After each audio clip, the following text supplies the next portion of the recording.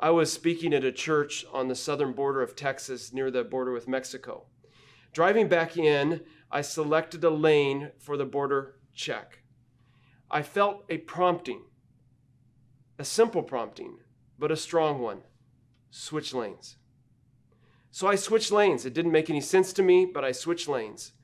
And I noticed this man walking toward me with a German Shepherd. Now, I was bitten by German Shepherds as a child, so normally I'd be quite afraid to see a German Shepherd.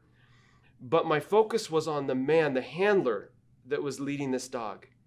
I recognized his face from 20 years before. We had actually gone to high school together. We hadn't seen each other since. And here we are, 1,500 or more miles away, our lives intersecting at a border crossing.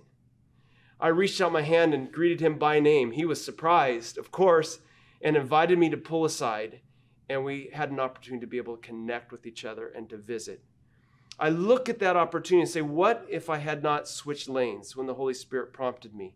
I've missed so many other opportunities. I've already shared with you about the haircut and the missed opportunity there. But it is so powerful when we respond to the promptings given by the Holy Spirit. I want to share another experience. This lady in the middle, her name is Beulah James. She lives in the Outback of Australia. She was in a market in the town she lives, and she was sharing some literature and so on.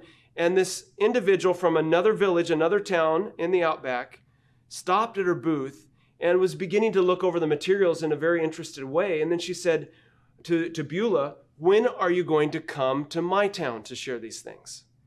And Beulah said, well, where do you live? She said, I live in Wilmaringle. Well, Beulah had never heard of Wilmaringle before. And yet she promised the lady that she would come to her town and visit and share these materials. Well, Beulah forgot about it.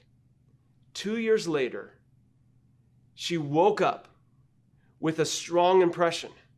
Go to Wilmaringle now. It was very early in the morning. She called and woke up her friend.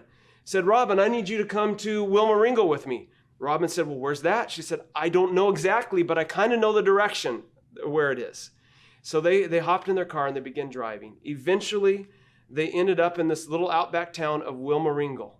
And would you believe it? At the crossroads of that town, the very lady who had met Beulah there in the market was standing, waiting. And she, as Beulah pulled into town, she said, I wondered when you would come.